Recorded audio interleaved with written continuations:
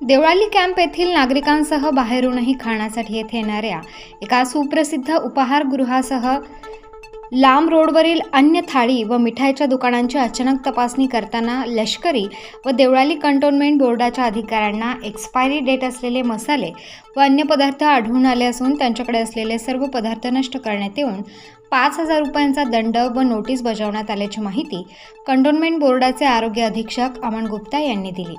February महिन्याच्या अखेरीस मिठाई street परिसरात बिर्याणीची विक्री करणाऱ्या दुकानात 12 किलो गोमांस आढळून आले होते। त्यानंतर प्रथमच लष्करी व कंटोन्मेंटच्या आरोग्य पथकाने देवळालीसह लांब रोडवरील विविध उपाहारगृहे, मिठाई व खाद्यपदार्थांची विक्री करणाऱ्या दुकानांची बुधवार दिनांक 24 रोजी अचानक तपासणी करत दोषी आढळलेल्या उपाहारगृहाकडून सुमारे 15,000 रुपये दंड आकारला आहे।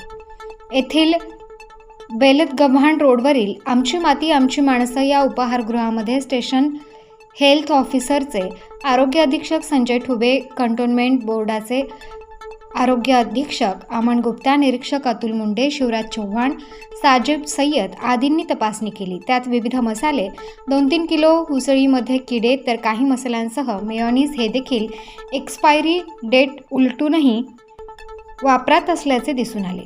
याशिवाय उपाहारगृहामार्फत तयार केली जाणारी कुल्फी देखील बुरशी आढळून आली। तपासी